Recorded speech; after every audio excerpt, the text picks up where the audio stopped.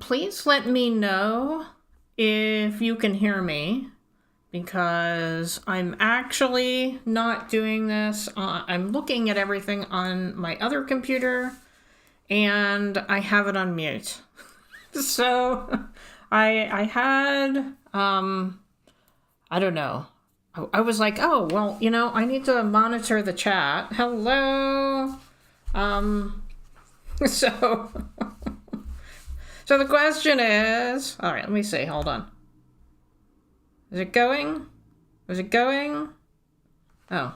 Monitor the chat. All right, good. Okay, sorry. I had to start it because, okay, thank you, Angel Kitty. All right, the question is, who do I give the points to? Do I give it to Rich, who commented before the live stream started? Or do I give it to Angel Kitty, whose comment popped up afterwards? Or do I just give you both 500 points? What do you think? I think that's a good idea. All right. So what is going to go on today is it's completely different. I've never done this before. I have helped other people with these questions, but I've never sat down with them and said, okay, this is the question, this is what it means, that kind of thing. Well, I'm just kind of assuming I know what it means. This is just what I feel like it means, and both. Yeah. All right, so I'm going to start with that and add points. Angel Kitty 500. Let's see if that works. And then add points. Rich 500. Just because today is a special day. Dropping a like, but I can't stay, super tired and headache. Well, I'm really sorry, Jan. I woke up with a headache today, and I had it through, I think, about lunch. But luckily it wasn't too bad, but it sounds like yours is a lot worse. So get some rest, hope you feel better. All right, so I have this covered, but I'm gonna uncover it here. And this is going to be a little, whoops, no, we're not going to GarageBand, sorry. This is why, all right, quit, all right. Okay, this is right here. This is what I'm going to open. All right, make sure everybody can see that. I'm used to doing things where I share my screen, but not live. I've only done this for my Wayfarer videos, and luckily I cleaned up my screen so you couldn't see my mess. My entire screen was covered with thumbnails. All right, so let's get started. I will tell you that this thing was given to me in 2010, so it's very old. I tried to look up this place, and I couldn't find it. So either it no longer exists or they changed the name. It's quite possible they changed the name because with different administrations, they tend to change state agencies around. So this used to be through the Department of Administration in Arizona, but I don't know if it still is. But anyway, yeah, it's from 2010. It is 41 pages long. The thing that I'm going over starts at 25. And then it only takes up a couple pages, actually. It's consumed a lot of my life, but it only takes up 4 pages, which is pretty amazing. And so I'm going to go over each of these questions, and then I'm going to give you a couple tips, and you are welcome to ask questions in the chat, and so I will try to get to them. And it just depends on how many questions there are. I can't guarantee that I can answer them. All right, so let's go. First, a disclaimer. Copper Valor does not represent the state of Arizona and does not work for the state of Arizona, so I'm not affiliated in any way. Copper Valor is not human resources and does not normally help people interview for jobs. So this is just special for you guys and anybody that happens to watch this live stream later. And Copper Valor did not author any of these questions. So I don't want to get in trouble for plagiarism, basically. All right. So the first thing that they want you to do is, and first I kind of have to clarify with the thing. I'm sorry if anybody's colorblind and you can't see the difference between black and red, but I have a couple things that are in red, and I'm going to read that first. And it says, create a new list for every job you are interviewing for and base your answers off the job description given. So I'm used to interviewing for professional jobs, but I'm sure some of these questions will get asked for other things. I mean, even if you're just interviewing at a grocery store, it's quite possible that they will ask you some of these questions. So keep that in mind. So the first thing they want you to do is list 5 reasons why you are the best candidate and give examples for each reason. And you're going to do this by going through the job description, and then you're going to say why you are the best candidate. So keep in mind that probably the other candidates are not going to go in this well prepared. And you're going to think about, oh, okay, well, let's see, I want to go work at a grocery store. I'm really good with people. I'm not shy. I'm outgoing, things like that. So you're going to tailor it to whatever job you're going for. Obviously, that's not going to be as important in a professional job, but a professional job, they would want to know that you work well with others, and that you're independent, and that you're going to ask questions, and you're not just going to let things linger. And so those are the kind of things you want to think about. And I'll tell you, this was one of the hardest things for me originally. But as I said, I come up with this description, all of these questions, every single time I interview. And so I do tell you that it does get easier. All right, let's see. Next. The next thing is the most common interview questions, and there are 10 of them. And let's go. Let's go to the first one. Tell me about yourself. And what I have in red here, less than 2 minutes, is my personal note. And that is, you want to relate it to the job that you're going for. And I would suggest keeping it at less than 2 minutes. Don't ramble. Don't say, oh, I was born in Wichita, Kansas, and I went to Grover's High School, and then I went and, I joined the marching band. Don't say any of that. They don't care. They want to know if you are good for the job and if you would fit in there. So you can say, something about like, okay, well, I went to this college and got this degree, and I worked in this industry and that industry and this industry, and in the process, I got really good at whatever, kind of like that. So don't give it like everything about yourself, relate it to the job. What are your weaknesses? And in red under that, I say be strategic based on the job. And the thing that they say in this guide is you're basically trying to tell them that you have turned your weakness, whatever it is, into a strength. And so one of the things that I do, and I have to clarify, nobody has ever asked me this question, but I answer it every time, okay? So one of the things that I use is that I used to be very shy, and because I was shy, I started a social group, and that forced me to interact with other people, and I got a lot more used to talking to people with various backgrounds, and tell them how you fixed it. Don't go in there and say, oh, I'm really shy, and then just leave it at that. That is not going to help you get the job. You want to say, what's going to help you get the job? What have you overcome, basically? The next question is, why should we hire you? Again, you're going to relate it back to the job. And again, you're the only one probably being interviewed that is going to know about these questions. And so you're going to know, you want to answer it related to whatever the job description is.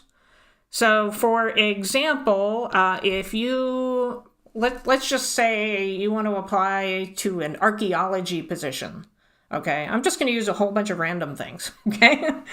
You want to apply to an archaeology position, and you can say, oh, well, in college, I did this extensive project about this particular Native American tribe, and blah, blah, blah, blah. You can say something like that. And you want to set yourself up to be basically better than the other candidates so that they will hire you over them. So that question. And then, why do you want to work here? This one I say, do your research. And that is my point.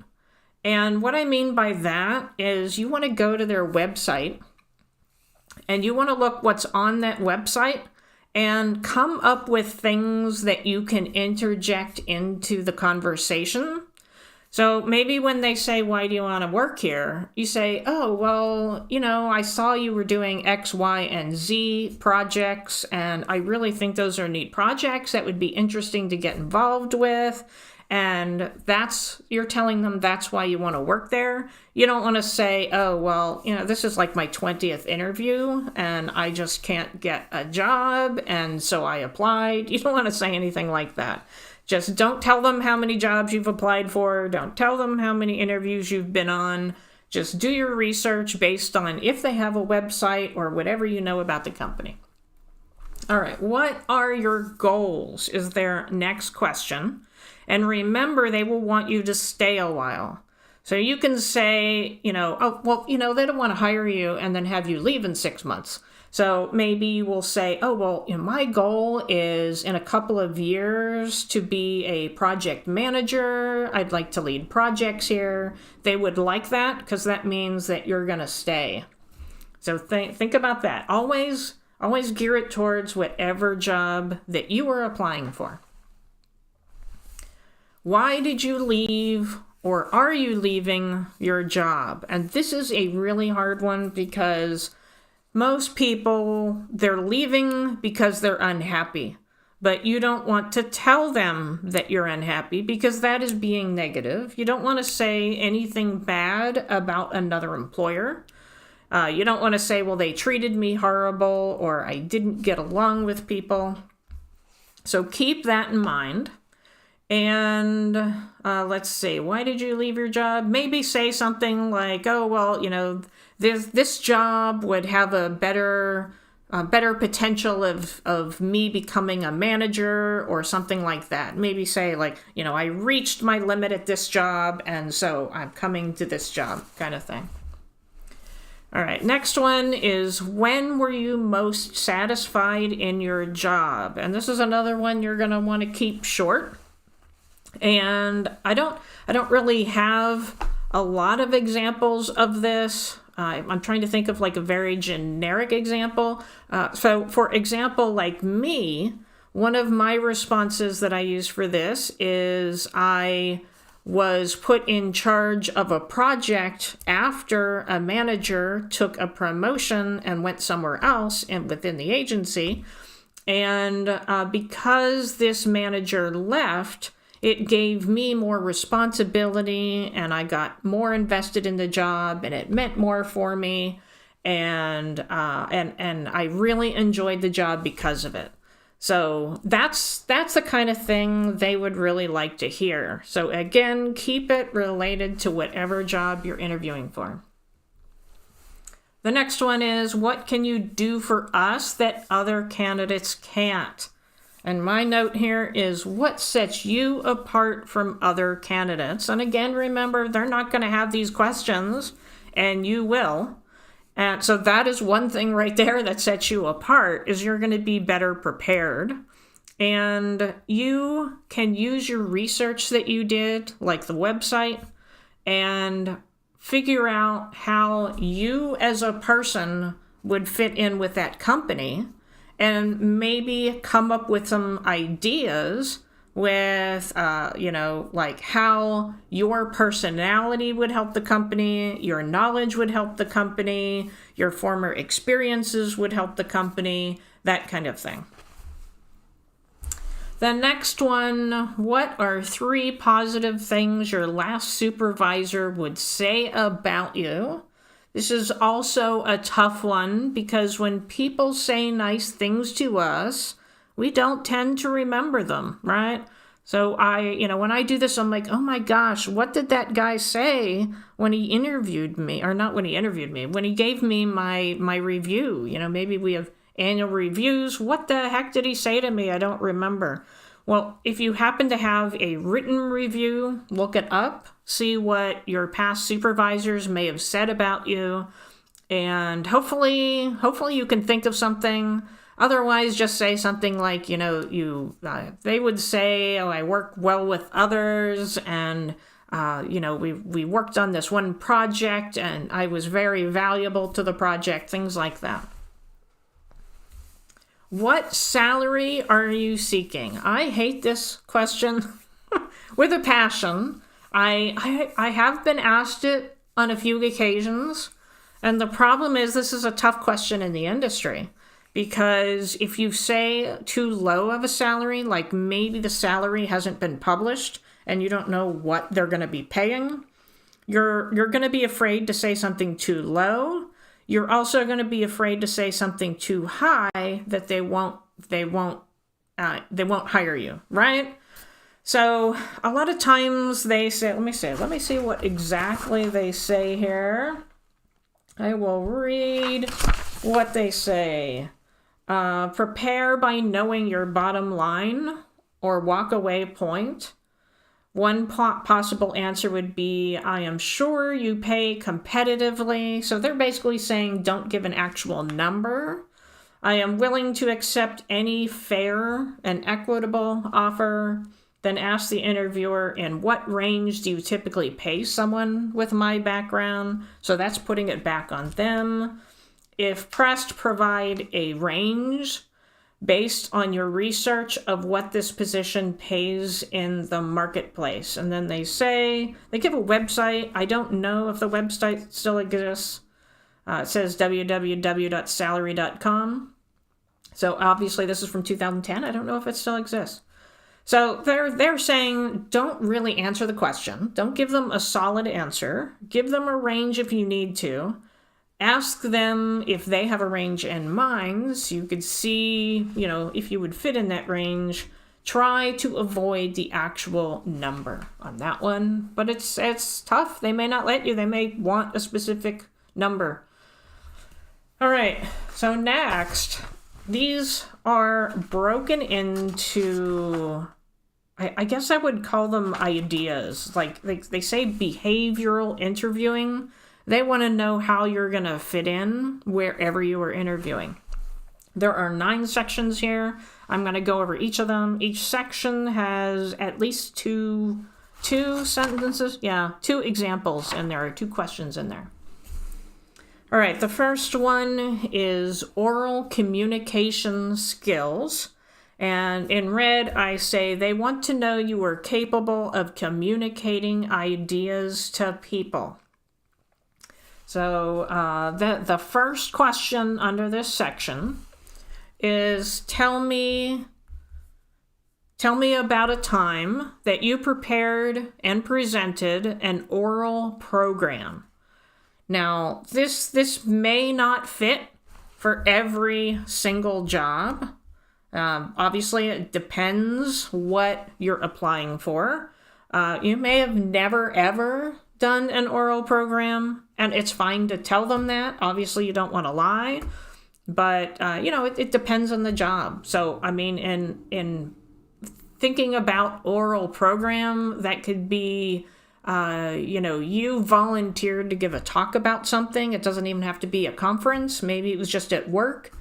And they have, like, a lot of places have these bag lunch things where you bring a bag lunch and you listen to someone talk over lunch. That kind of thing. Maybe you volunteered for that. Maybe you have, like, a club that you go to and you get up and talk in front of them. So it doesn't even have to be work related. It can be some extracurricular activity. The next thing is give an example of a time when you had to use your verbal communication skills in order to clarify a point or resolve a situation. And I personally think here that they're trying to make sure that you can negotiate around issues and that you work well with people. And so in my case, in a former job, I had an issue with a coworker, and it was known, and it was actually written up. I was written up. And so just in case this surfaced, I did try to resolve the situation. And so here I said, my coworker and I didn't agree. And so I went and I did some research about the subject, and I made sure that I was really sure of my answer and what that meant. And I went back to them and I showed them my research, and we both agreed on those points. Something like that. And that's exactly what I did. So those are the kind of things that they're probably looking for, that you work well with others and that you can communicate well in that respect. The next one is written communication skills. They have 2 questions under there. They want to know you're capable of communicating in writing. And the first one is describe the most significant written document, report, article that you have had to complete. And it's possible that maybe you haven't done this in a work setting, but again, maybe you've done this for some sort of extracurricular activity, and maybe you did it in college. Maybe you haven't gotten a job yet, and you wrote some reports for college. You could use those as well. And you just want to say why it was significant to you. All right. The next one is tell me about your most enjoyable and least enjoyable written documents that you have had to produce. I don't like this question, but again, it's dependent on whether you have actually written documents. Don't be afraid to say that you haven't. But it can be anything. It doesn't have to be at your job. It can be extracurricular. It can be from school. It can be from college. It can be from an associate's degree. It can be from high school, whatever. So make a list of things you enjoyed writing and a list of things that you didn't enjoy writing, but don't make the things you didn't enjoy writing too negative. Don't say, I didn't enjoy writing it because this other person that was writing with me didn't pull their weight or something like that. Don't put anything negative about anybody else in there. The next section is interpersonal skills. And my comment in red is, do you get along with others? That's what they're trying to figure out. And let me tell you, this is the most common section that I am asked. Everybody wants to know if you're going to interrelate well with others. So the first question they give you is describe a time that you had to modify your behavior in order to interact effectively with somebody else. And somebody did ask me that question. And I'm like, oh my gosh, they asked that question. I was like so excited. I'm like, I got an answer. Say you have an employee and, there's an employee you work with and they don't really get along with others. And maybe you were like, if I just do this, then we'll interact effectively. Something like that. Again, don't paint anyone in too negative of a light. But I highly suggest you spend a lot of time thinking about this question and how to spin it positively in your workplace, whatever job you're applying for, just because it's come up for me in interviews, so it could possibly come up for you. Their next question under this section is, tell me about a time that you helped to motivate coworkers or subordinates. And I find this one difficult. Yes, Angel Kitty says plays well with others. That is definitely true. That's what a lot of interviews are trying to do. All right, so help to motivate coworkers or subordinates. You're really going to have to think hard about this one because, again, you may be thinking of yourself in a negative light. And you're like, oh my gosh, who did I help? I've never helped anybody. But I'm sure if you think really hard, you can come up with ways that you have motivated somebody else. So spend a good amount of time on that one because interpersonal skills are very important in interviews. The next one they say is leadership skills, and my note in red is will likely only apply to mid to senior level positions. If you're trying to get a job at a grocery store as a checker, they're likely not going to ask you about leadership skills, right? So keep that in mind. All right, so the first question is, tell me about a specific role you held. What was your management style? Did you modify your behavior based upon team members? What was the purpose of the team? What action was taken? And what were the results? That is a mouthful. That's a lot to think about. But in my case, remember I told you I ran that social group. And so that is what I used. And what I did as a social group leader is I found people that were good at something and I let them do that something.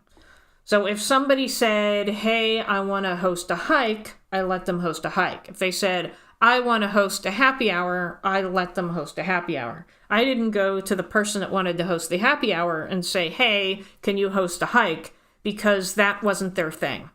So that's the kind of thing that I use when I'm talking about the leadership skills. All right, and then describe a time that you had to influence the actions of others for a desired outcome. Again, this is related to, do you work well with others? Are you going to negotiate with others? Are you going to try to negotiate around a difficult situation and make it work? I think that's really what they're trying to find out with that question. The next one, it says analytical, technical. You don't have to be in the science or math field to get asked these questions. They're trying to assess your ability to problem solve. I have that in red. That's what I think they're trying to get at in most cases.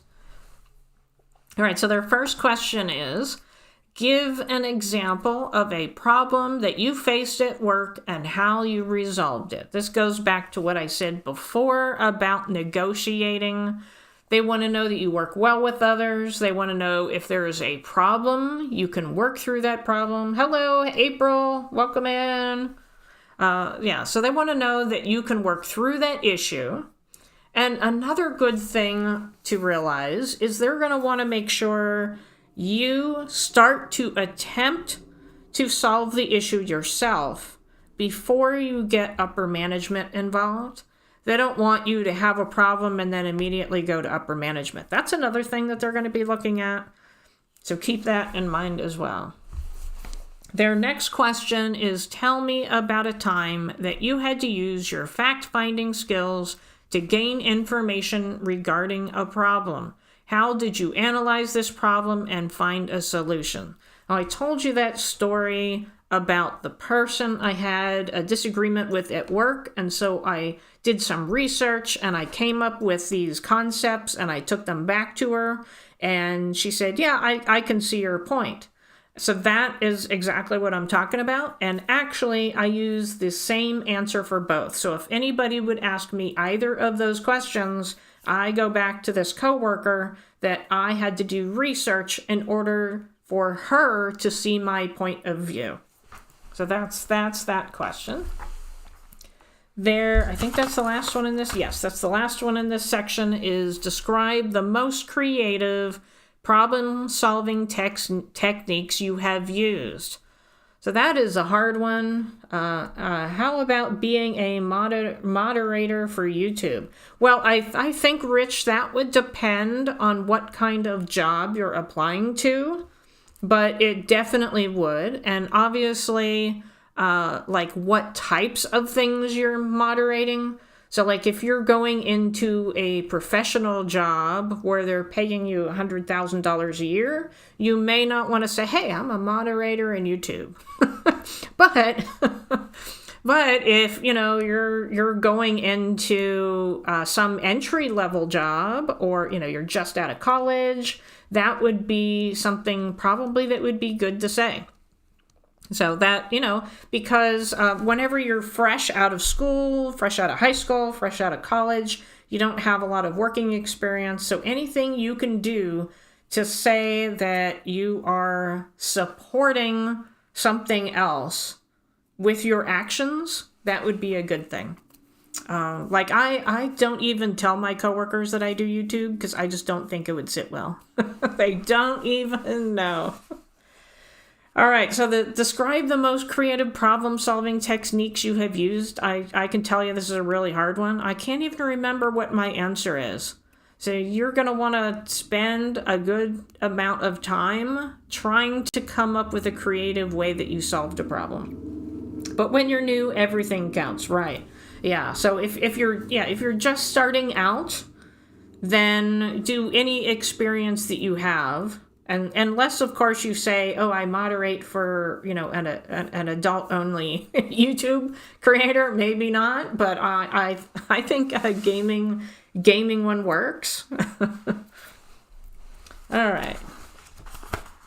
Let's see. Next. All right. Flexibility, adaptability. And in red, my comment is they want to make sure you don't think you are always right.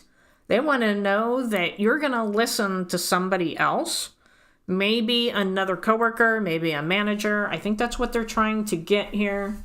So their first question that they have on the list is, tell me about the most difficult work transition that you have had to make.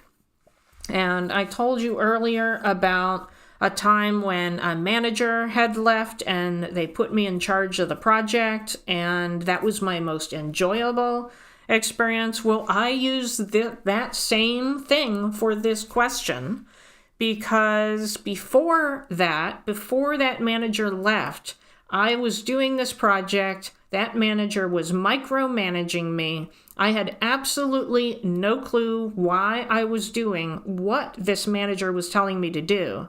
When they left, they took another position, the same company, and now, suddenly, I had to realize, why was I doing what I was doing? Because I was supposed to write a report about it. Originally, this manager was supposed to write a report about it. Now I had to. So for me, that was the most difficult work transition that I had to make. But at the same time, I think it helped me realize what I'm good at. So basically, I didn't come up with that answer like right away. I had to sit there for a while and think about all the things that I have done in my life and which situation in my working life would fit that question. Their next question is, give me an example of a time that you had to change to adapt in the workplace. And there was a very similar question earlier. So it's the same type of thing, because, if you're one of these people that are always right, you're not going to want to adapt. You're going to want everybody else to adapt to you. So that is probably what they're after with this question. They want to make sure that you're willing to do what other people say as well. The last question is, how have you positively changed in the workplace to adapt to your colleagues or supervisor? So, okay, so, you took somebody else's suggestion, and because you took their suggestion, maybe you hadn't thought of that before, and that made whatever project you were doing more efficient or a better, or, they came up with a better way of doing it, and you hadn't thought about that before. So things like that positively change you in the workplace, and maybe after that, now you know this more efficient way of doing things, and it made you a better person. So think along those lines. In other words, don't be a narcissist. Yes, I'm trying not to use that word. Some people say I say narcissist way too often, but yes. And don't ever say narcissist during an interview, by the way. All right. The next section they have, organizational and planning skills. My note in red is, are you organized? So their first question under here is, give an example of when you had to plan or organize a long-term project. So if you're just starting out, this could be a high school project, it could be a college project, a 2-year certification project, something like that. Or maybe it's something as simple as, when I was growing up, my dad wanted to build this thing in the backyard, and he said, I want you to plan it, and you had to purchase the materials and make sure you had everything and decide when you were going to do it. So even something as simple as just doing a project in your backyard, if you don't have any experience in a working industry, that could also work. So obviously, as you go up the ladder, this is going to be easier because they're going to give you at work long-term projects to work at. All right, their next question under organization and planning skills is, give an example of when you have used your organizational skills to improve your department or area. So that is another tough one. That's going to take a lot of thinking. Obviously, this is going to be a lot harder if you're just starting out. But again, they say improve your department or area. By area, it could be anything. It could be a former part-time job you had in high school. So keep all of that in mind. The next section is initiative, and my comment in red is, do you only do something if someone tells you to do it? That is, I think, what they're going after with this section. So the questions, there's 2 questions here. One of them is, give an example of when you took the initiative to suggest improvements to a process or area. What happened? So I think the purpose of putting what happened in here is because they want to make sure that, first of all, it's harder to create a story without saying what happened. You know what I mean? Like building a treehouse. Exactly, Rich. Exactly. Yeah. So they're going to want to hear examples. Because, for example, maybe you'd go into an interview and they'd ask you a question, have you ever done this? And you say yes. Okay. Well, if you just say yes, how do they know you really did it? But if they ask you for examples, then that forces you to tell them about the project, and it lets them assess whether you really did that project or not, or whether you're just saying yes. You know what I mean? So think of it that way. Again, it doesn't have to be like in a professional career. It can be any area of your life if you don't have a lot of experience. But try to think of something where you can think of, okay, I suggested this, they did it, and this is what happens. The second question for initiative, tell me about a time when you went above and beyond the call of duty, because everybody wants their employees to go above and beyond the call of duty. We have all seen those movies. I just watched one the other day. Oh my gosh, what was it? Oh, it was Big. My husband and I were watching Big. And I don't remember Tom Hanks' character's name, but he goes to his first job. He's like 12, but he looks like he's 30. And he goes into a job and he's like typing away. And the guy next to him and says, "Hey, don't make us all look bad. Slow it down." That's what I think of when I see this question. So they want to make sure you're not that guy telling everybody else to slow down, right? They also want to know that you're willing to go outside the box to get something done. All right, their last section is motivation. And my comment in red is they want someone motivated to get the job done.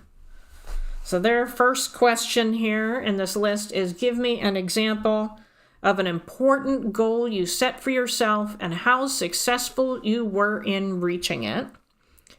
Great movie, yes. I agree.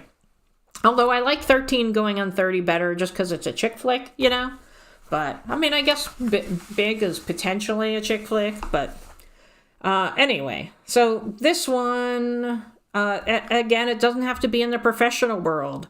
Maybe you set a goal. Actually, here's a funny thing. At my last job, I was asked to help interview.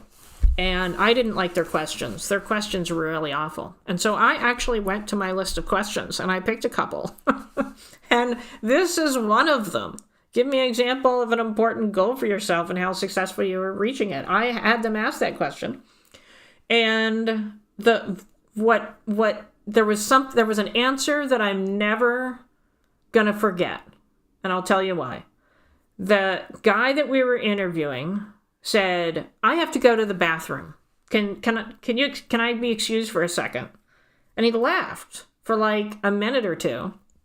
And then he came back and he said, "Oh, well, my parents are immigrants and they didn't have a college education.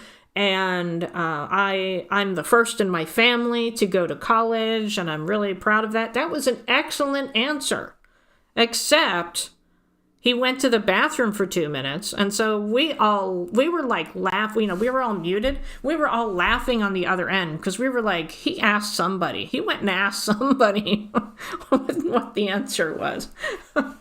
So anyway, even if you have no professional experience, an answer like that is still a pretty good answer. All right, motivation. Tell me about a challenge you have faced in the past and how you resolved it. Again, they're looking for you to not just sit down and take it, basically. They want to know, do you have the motivation to change whatever situation that you're in? Because you will be a much better employee.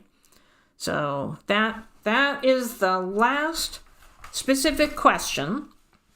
And then in there, they say sample questions to ask the interviewer. I'm not going to, they list 15 of them. I'm not going to say them, but I'm going to tell you some of the ones that I would suggest. Convenient bathroom break, yeah. He did not get the job, yeah, no. But anyway, so I'm giving you a couple of questions that I like. So I have my own advice, Copper Valor. This is not in this thing. I took the little thing off at the bottom. It's not from the Department of Administration anymore. So these are the types of questions I personally would ask when I'm interviewing. Ask generally what you will be doing. For example, ask something like, what is the most important project I will work on my first year? Because you really want to know the type, not necessarily the types of projects you will be working on, but for example, my last job had a job description that was 3 pages long. And I don't think I asked this question, so that's why I'm saying it's a good question. And I went to work on day 1 and I said, okay, what am I going to be doing? And he answered 100% of, and I'm not going to tell you what it is because then that tells you too much about my job. But He was going to hire me, despite the 3-page job description, to basically do one thing. So this is the kind of thing that should come out in a question like this, because you want to know what you are going to be working on the first year, but it's really going to set you up. Because, after the first year, they're like, hey, this person can be trusted. Let's give them a little more to do. They're going to start adding, if you're a good employee. So this will give you a really good idea. The second question, if the job involves travel, ask something like, what percentage of the job will be in office versus out of office or travel?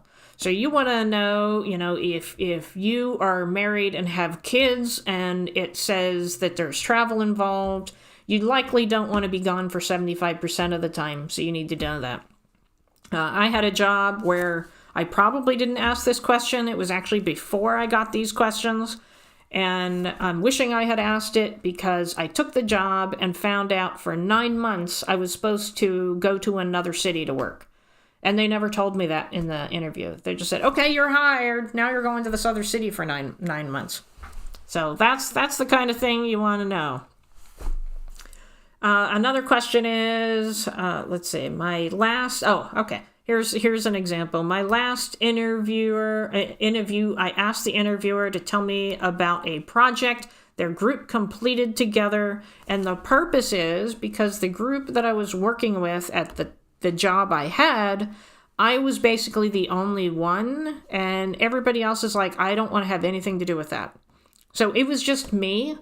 And because of that, I didn't feel like I had very much support. They were like, well, that's your job and this is my job. And so that's exactly what I was trying to get out of the other job. And so I wanted to make sure that whatever I was going to wasn't going into the same situation. So if that makes sense.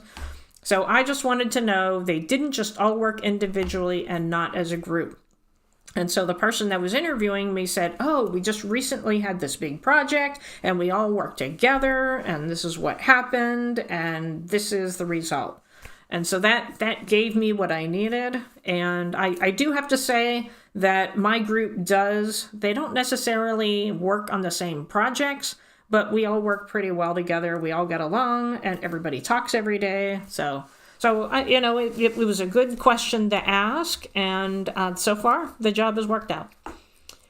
And then if they have a website, do some research and ask something you read. Ask about something you read there that interests you about the company. So this is going to be another one of those things where it's telling them you're not just applying to the job to apply for the job. You want to bring up something that, so for like example, I interviewed with a company and I read about a project that they were doing in an area just west of town here. And so I went into the interview and I said, hey, I saw on the website you were doing this project. I'm really interested in this. Will I be working on anything like that in the new job? Something like that. So it tells them that I was interested enough to go to their website, read about the kind of projects that they're working on. So they would like that kind of question. Types of questions I would not ask. Again, this is my personal advice. And I made the mistake of doing this first one. Benefit questions. The people interviewing you likely aren't human resources professionals. And I'm telling you this because right after I did this, I asked the benefit question. I went to this volunteer thing that I do, and I just happened to be with a retired human resources professional. So she was like, well, tell me about the job interview. And I was telling her the questions that I asked, and I said that I asked some benefit questions. She's like, oh, no, you didn't. They don't know anything about that. They know nothing about benefits. That's for the HR person. Don't ever ask. She was like so upset that I asked this question. So don't ask anything about, like specifics about how much the job pays or what vacation is, what medical benefits are, what holidays you get off, anything like that. The next one is salary questions. This should be handled again by human resources after you were offered the job. So don't say, you know, hey, I want to make 40,000. Is that within the range of this job? Don't do anything like that. Don't say, do you get a raise every year? Anything like that. So don't ask anything related to how much the job will pay. And then I also wouldn't ask if, so if the person you would be working for is in the interview, then I would ask about, I say I wouldn't ask, but this is a question I would ask. All right, ask about their management style, and do they give you a good answer using examples? So I basically want to know, like Angel Kitty says, am I going to be working for a narcissist? Really? I want to know if I'm going to be working for a micromanager, because I've already proven, thanks to that first experience that I told you about, where I didn't know what I was doing and then the manager left and suddenly I had to do everything and now I understood it. I know that I don't do well when I'm micromanaged. So I'm going to try and find out what their management style is before I take any job. So I will want to ask that during the interview. And change this to I would ask. And then the next one is, what are the challenges a person in this position could face in the first 6 months on the job? And I like to watch facial expressions. So I'm going to watch their face for clues on this one, because I want to know what they say. Maybe they'll tell you about an important job that's coming up. You know, maybe their face lights up. They're really excited about it. Or maybe they're going to want to try and hide something from you, and you can see it in their face. You know, like something about their face just doesn't seem right. I think they're lying to me. So do that. I guess that was it. I have nothing else. And so I wondered, I know you were asking a couple questions. Are there any other questions? And I'll just say that, you know, hopefully there's some other people that watch this later. This is going to be up on my website. And I didn't expect it to go very far because I am a gamer. But I'm hoping at least that it really helps my audience. You know, I have, about 700 subscribers. So I'm really hoping that I can help at least a few of you. And you're welcome to go back to this anytime if, you know, you were taking notes or you want to know what the questions are. And as I said, I answer every single one of these questions for every job that I'm going to interview for. So I've answered these questions many times. So I am at the point where I know a lot of these answers by heart. And it doesn't take me very long. But the first time you do this, it's going to take you days. All right. So they will also tell you what they do know if they like you. True. Yes. Yeah. Sometimes. My husband has interviewed for a couple of jobs where, and I'll throw this in, that they show him around. So they're like, oh, and actually I remember I did one of these interviews too. They take you around, introduce you to people, show you the space. For me, I was invited to go to lunch with the coworkers that I would be working with, and realize that I think this is just their way of seeing how you interact with other people. So keep that in mind as well. So they may not just be inviting you to lunch. They may be continuing the interview at lunch. All right, for management style, I used to ask if they are interested in being involved in every aspect of a project, or if they like us to just ask if we need help. So are you saying, like, if you are interviewing people, is that what you're saying? If you are the one interviewing, you are asking if the candidate is interested in being involved in every aspect of the project? Or are you saying that you as a candidate are asking the manager if they like their employees to be involved in every aspect of the project? I just want to make that clear. So I'll see what you say there. All right, any other questions? I guess this didn't even take an hour. Cool. And of course, you all know how to find me, everybody that's here. I would ask if I were being interviewed. Oh, okay, right. Yeah, so there I worked for a guy who... So this is something to consider, but not necessarily in an interview, I guess. I worked for a guy who wanted all of the knowledge around him, but he would prepare everything. So, like, we had to write a report, and he told everybody to write a section, and then, after you wrote the section, he would put it together into a final report. And the funny thing about that is he retired, and after that, like, nobody knew how to do anything because they were so used to just writing this little section and giving it to him, and him, you know, he was writing the report, that it just screwed up the entire department. So keep that in mind too. That's kind of related to April's little thing about being involved in every aspect of a project, or if they like us to just ask if we need help too. Yeah. It told me a lot about what I'd expect. Yes. Yeah. And you know, it also helps to figure out if they're a micromanager as well. And that's what, you know, now that I know all of these questions so well, I've started to try to think of questions to ask them that will paint a better picture of what they are as a manager. And, you know, I think I've been successful, but there's only so many questions that you can ask.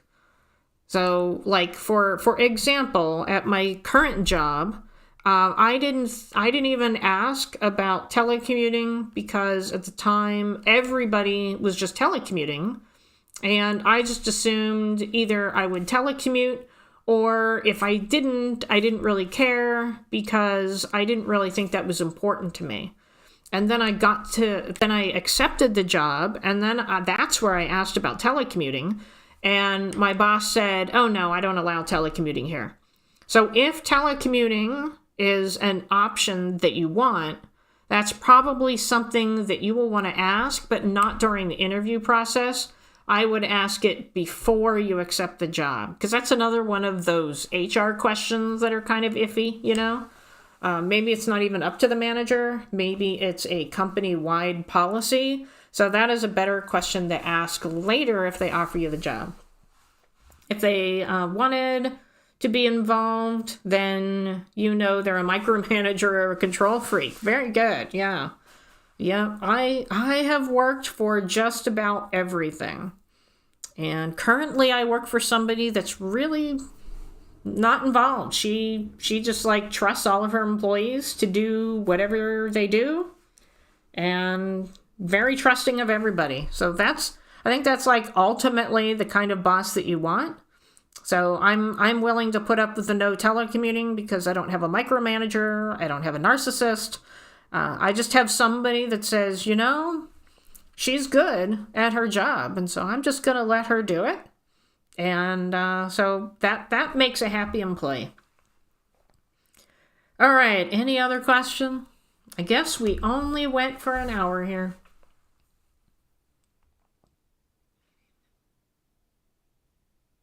And I guess my question would be, I think Rich is here, and Angel Kitty is here, and April Honey is here, and I think April Honey is just concentrating on her channel, but I was wondering if Rich or Angel Kitty, or if you're going through or thinking of going through the process of interviewing, and that's why you're interested, or are you just thinking, hey, this is a good life skill to have, I'm going to pay attention.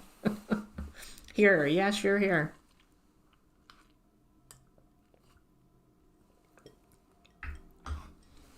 All right. Okay. So I think that is it for today. I tried to look to see if I could find this guide online, but yeah, this career center appears to no longer exist. I couldn't find anything online. I was hoping to find like an updated version that I could link to on my website or something, but I don't have anything. What they did have, so they have like a new career center, and they say you can contact somebody. So I think they're reserving it for like people that actually go and talk to career counselors. I think that's what they're doing. They don't want to make it available to everybody. So April Henny says, my last boss came to me when he needed me to tell him he did a good job. Funny. I don't even know what my boss does. I have absolutely no clue. Like, I was his cheerleader. It was like being a content creator. Funny. Yeah, I have worked for so many different types of people. And you know, one of the things that I use a lot is the volunteer work that I do, because I've been volunteering with the same group for over 20 years now. And so one of the strengths that I use is that I'm used to talking to people with various backgrounds. And I'll tell you that that can be very important to employers as well. I didn't throw that into the slides.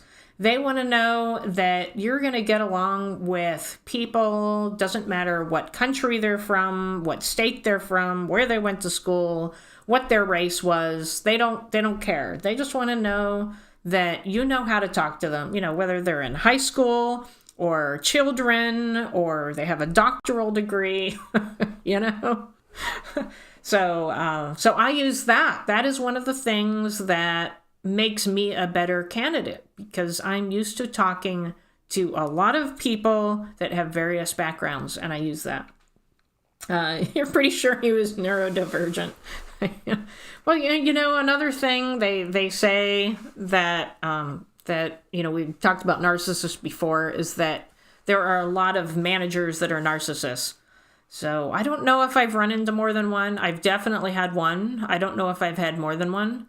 But the one that I did have was such a good narcissist that it was really obvious. So I hope this gets seen by many people. Well, I hope so too, but I don't know if YouTube will push it out. But it is going to be here.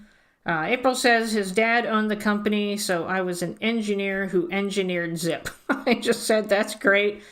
Mike, and smiled at him. Yeah, my husband was in a similar type of job. Yes.